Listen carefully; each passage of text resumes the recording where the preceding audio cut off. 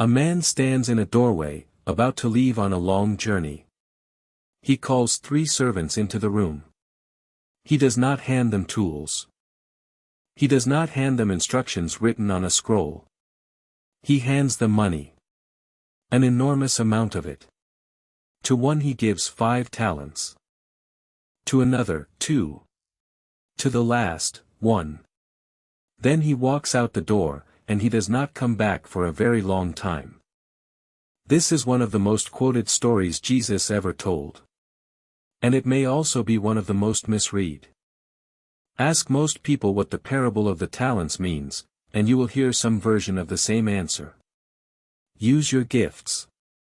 Don't waste your potential. God gave you abilities, so put them to work.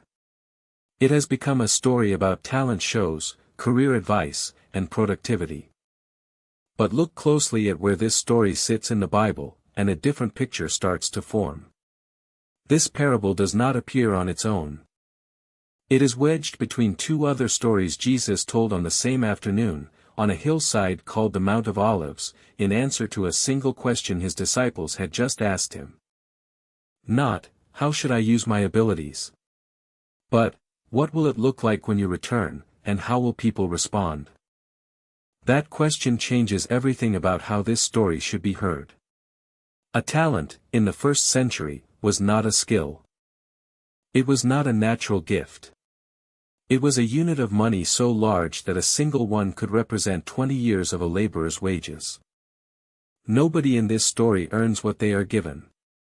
Nobody chooses how much they receive. They are simply entrusted with something of enormous value, before they have done anything at all. So if the talent is not your talent, what is it?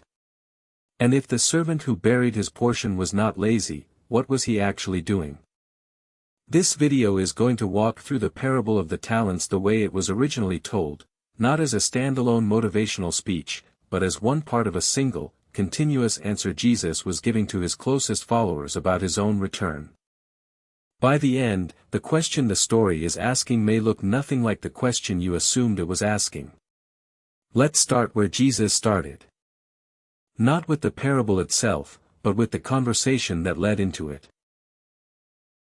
Matthew chapter 25 does not begin a new topic. It continues one. To understand that, you have to back up 1 chapter, to Matthew 24.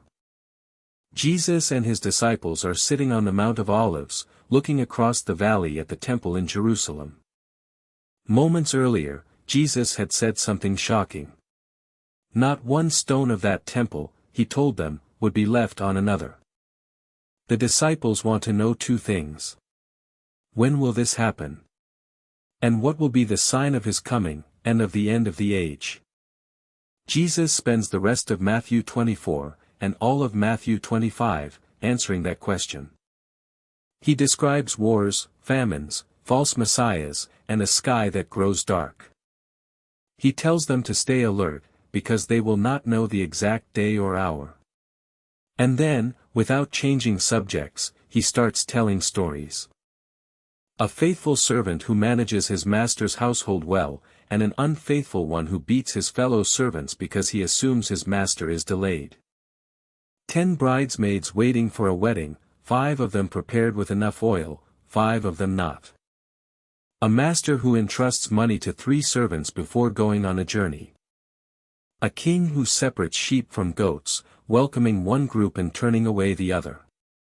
Read as isolated Sunday school lessons, these look like 4 different morals. Work hard. Be prepared. Use your gifts. Be kind to, but read as one continuous unit, spoken in one sitting, in answer to one question, something else becomes visible. Every single story is describing the same moment, a master, or a bridegroom, or a king, returning after an absence, and the people who are and are not ready for that return. The chapter is not a collection of unrelated moral lessons. It is 4 different windows looking into the same room. And the question every window is asking is the same question the disciples asked at the start. What will mark your coming, and how will people respond to it? Keep that question in view. Because the moment you drop the parable of the talents into a conversation about productivity, you have already left the room Jesus built it in. Picture the word talent for a moment, the way it's used today. A talented singer. A talented athlete. A gift someone was simply born with. That modern meaning of the word actually comes from this parable. But it is a later meaning, layered on top of the original story, not the meaning Jesus's first listeners would have heard. In the first century, a talent was not a skill. It was a unit of weight, applied to silver or gold. A single talent of silver has been estimated at somewhere between 15 and 20 years of an ordinary laborer's wages. Not a bonus. Not a gift card. Something closer to a lifetime of accumulated income, handed over in a single transaction. In the parable, the master gives 5 talents to one servant, 2 to another, and 1 to the third. Even the smallest share, the single talent, represents a vast sum of money. Something in the range of $1 million by some modern estimates. Now notice what the text does not say. It does not say the servants had been training for this. It does not say they applied for the position, or demonstrated a particular skill that earned them the larger shares. The text says the master gave to each, according to his own ability. Meaning, he already knew them. He assessed something about their capacity before he ever handed over a single coin. But the money itself is not a reward for ability already displayed. It is something given, freely, without the servants doing anything to deserve it. This is the detail that unravels the "use your gifts" reading before it even gets started. If the point of the story were personal talent, in the modern sense, the servants would have had to develop it, earn it, or demonstrate it first. Instead, the defining feature of a talent in this parable is that it is received. Not built. Not earned. Given. That single detail should make you sit up. Because in the 2 chapters surrounding this parable, there is exactly one thing being described that fits that description perfectly. Revelation. The knowledge of who Jesus is, and that his kingdom is at hand. Not something the disciples invented. Not something they trained years to produce.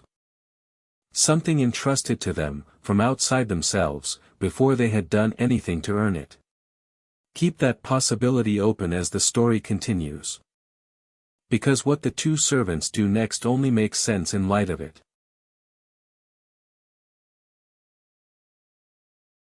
The master leaves. The story says he was gone a long time. While he's away, the servant with 5 talents goes to work and doubles it. The servant with 2 does exactly the same, doubling his portion as well. It's tempting to read this as a hustle story.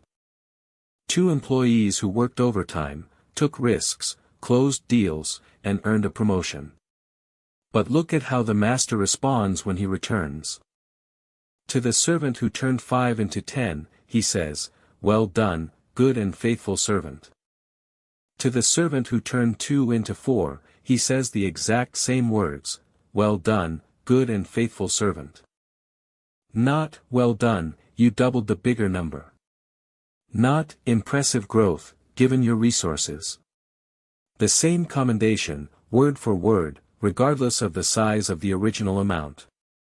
If this were a story about performance, output, or hustle, this is exactly the moment where the text should distinguish between the 2 men. One doubled a much larger sum. Shouldn't he get a bigger compliment? He doesn't. Because the story was never measuring the size of the return. It was measuring something underneath the return. Trust. Both servants treated what they were given as something worth acting on immediately. The text says the 5-talent servant went at once to put his money to work. Not eventually. Not cautiously. At once. That urgency is the tell. It is the behavior of someone who actually believes what they were told is real and valuable. If revelation, the knowledge of who Jesus is, functions the way this parable suggests, then belief behaves in a very particular way. It does not sit still. It multiplies. Not through more effort, in the way a factory worker multiplies output by working a longer shift. But the way understanding multiplies when you actually let a true thing shape how you live. Insight deepens. Clarity increases. What was once received in a single moment produces more of itself over time, the way a single seed planted in real soil produces a stalk, then grain, then a harvest. That is not hustle. That is what trust does, automatically, when it is genuine. Which makes the third servant's story not a footnote, but the real center of the parable. The servant who received 1 talent does something neither of the other two do. He does not invest it. He does not lose it through bad decisions. He does not attempt something and fall short. He digs a hole in the ground, and buries it. This is the detail most retellings gloss over too quickly. Burial is not incompetence.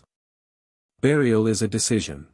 In the ancient world, burying money was actually considered one of the safest things you could do with it. This servant was not careless. He was deliberate. He built a plan, executed it, and protected the money exactly as intended. The only thing he refused to do was let it touch anything. Let it risk anything. Let it become anything other than exactly what it was the day it was handed to him. And when the master returns, the servant explains himself, and in doing so reveals precisely what was happening underneath the burial. Master, he says, I knew you to be a hard man, reaping where you did not sow, and gathering where you scattered no seed. So I was afraid, and I went and hid your talent in the ground. Read that explanation carefully. It is not an account of failed effort. It is an account of a relationship. He describes the master as hard. As someone who takes without giving. As someone to be afraid of, not trusted. That is not a description of a bad investment strategy. That is a description of what this servant actually believed about the person who gave him the talent in the first place. He did not fail to grow what he was given. He refused to believe the giver was good. And once you see that, the burial makes complete sense.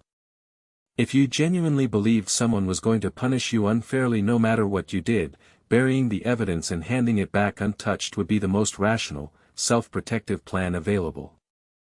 The servant's fear was not fear of failure. It was fear rooted in distrust. Resistance to relationship, dressed up as caution. This is why the parable does not describe 3 different levels of the same kind of faithfulness. It describes 2 responses that come from trust, and 1 response that comes from something else entirely, a refusal to believe the master is who he says he is. And that distinction is exactly what determines what happens next.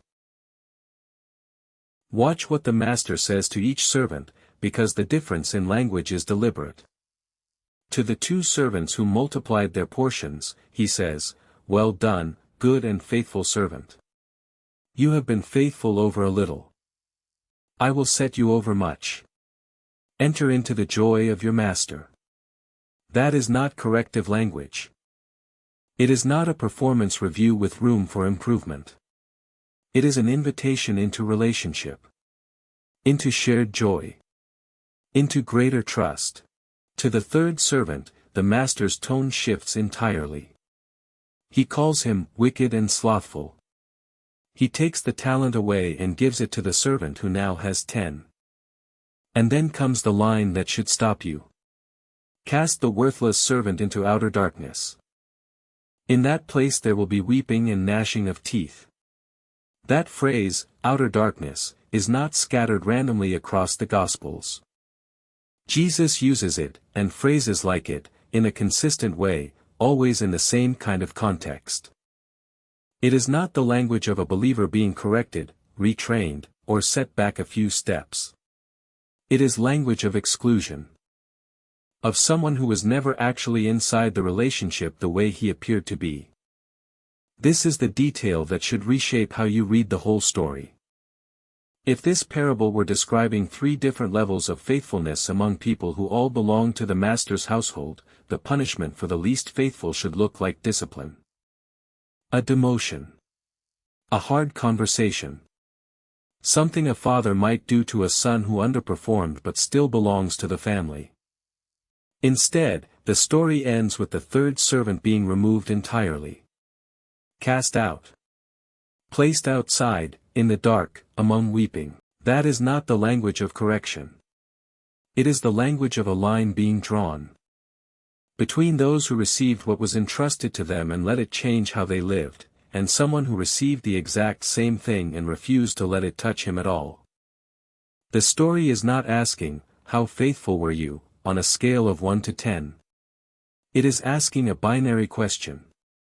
Did you trust the one who gave this to you, or did you not? And that question is not unique to this one parable. It is the same question hiding inside every other story Jesus told that same afternoon. There is a second version of this story, and comparing the two makes the point even sharper.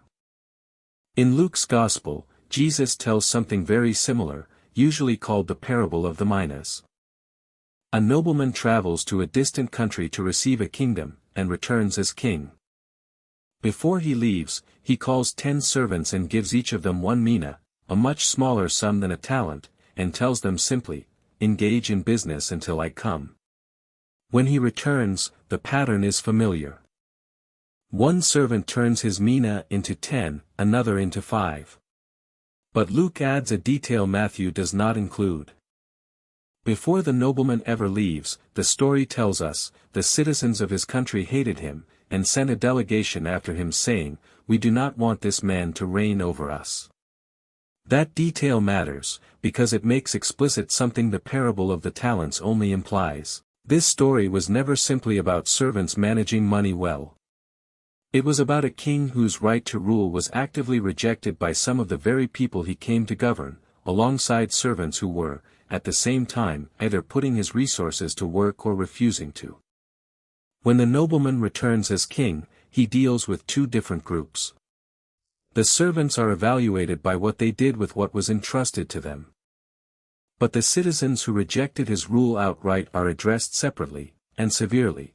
"As for these enemies of mine, who did not want me to reign over them, bring them here and slaughter them before me." Luke's version makes the political shape of the story impossible to miss. A king leaves. Some people manage what he gave them well. Some do not. And some refuse his rule altogether. Matthew's parable of the talents compresses that same structure into a single group of 3 servants. But the compression does not erase the meaning. It sharpens it. The 1-talent servant is not simply an underperforming employee in Matthew's version, any more than the outright rebels are simply careless investors in Luke's. Both stories, told from 2 different angles, describe the same dividing line. Those who receive what the king entrusts to them, and let it shape how they act while he is away. And those who, in one way or another, refuse to acknowledge him as the kind of king worth trusting at all. 2 parables. 2 lists of numbers, talents in one, minas in the other. The same underlying question, asked twice, from 2 different angles, so that no reader could mistake it for a story about business acumen. Step back now, and look at the 10 bridesmaids, waiting outside a wedding. 5 of them brought enough oil for their lamps to last. 5 did not. When the bridegroom is delayed and finally arrives at midnight, the 5 without oil are scrambling to buy more. By the time they return, the door is shut. Not slow to open. Shut. They knock. "Lord, Lord, open to us." And the answer that comes back is not, "You're late, but come in and we'll talk about it." It is, "Truly, I say to you, I do not know you." That is the same shape as the talent story.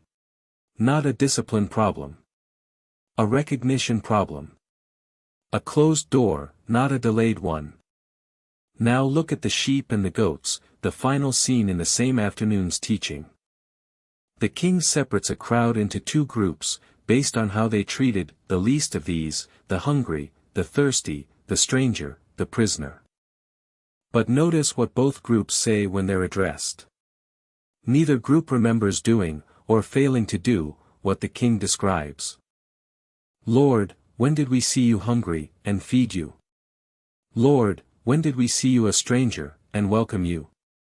The sheep were not keeping a checklist of good deeds, performed with an eye toward reward. Their care for others simply flowed out of who they already were. It was not a strategy. It was fruit. The goats, on the other hand, are people whose lives produced nothing of the kind, without them ever quite noticing the absence. 4 stories. A servant managing a household. 10 bridesmaids at a wedding. 3 servants entrusted with money. A king sorting sheep from goats.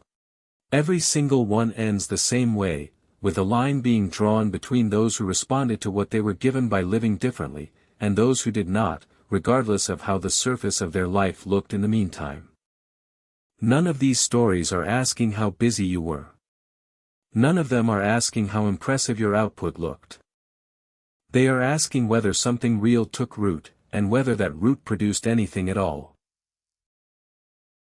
It's easy to see why "Use Your Gifts" became the popular reading of this story.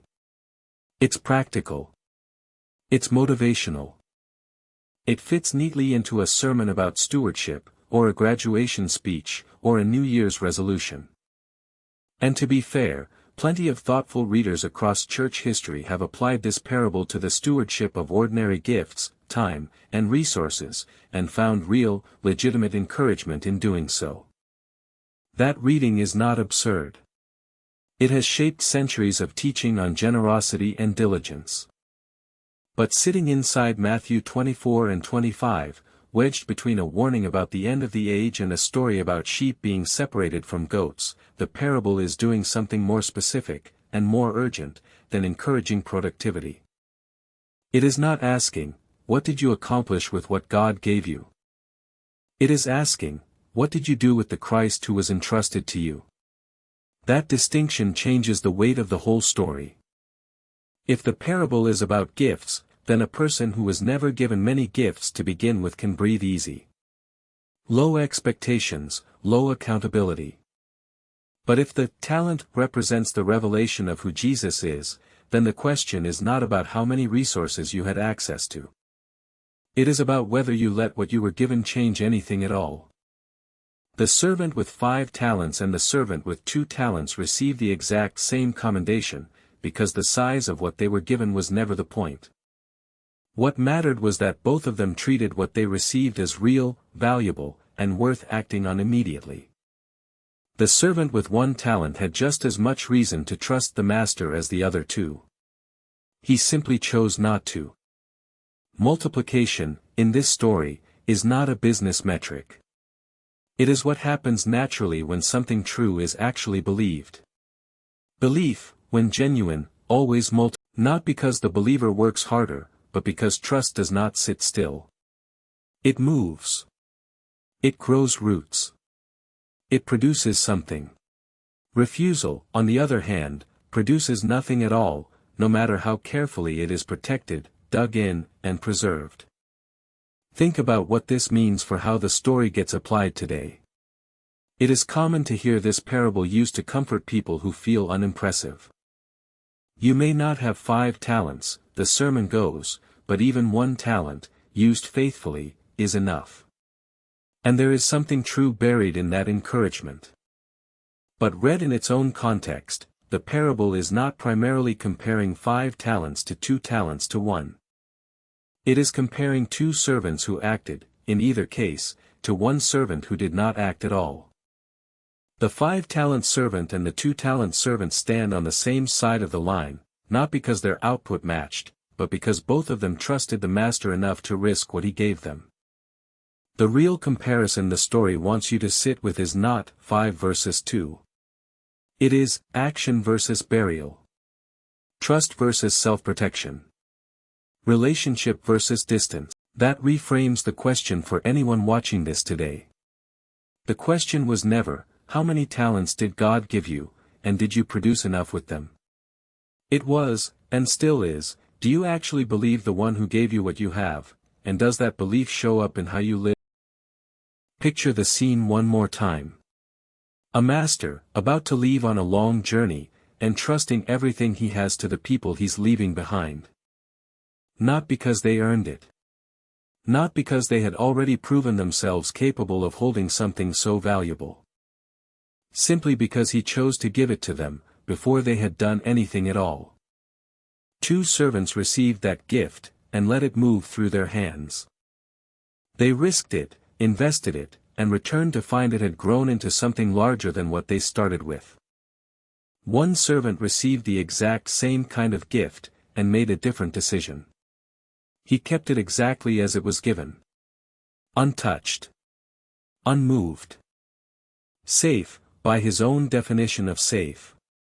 And when the master returned, the difference between them had nothing to do with talent, effort, or ability. It had to do with what each of them actually believed about the one who gave the gift in the first place. That is the question Matthew 25 leaves standing at the end of the story, long after the parable itself has finished. Not, how gifted are you? Not, how much have you produced?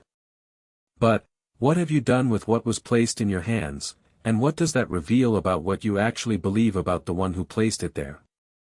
The talents were never about your gifts. They were about whether you trusted the giver enough to let what he gave you take root, grow, and multiply into something more.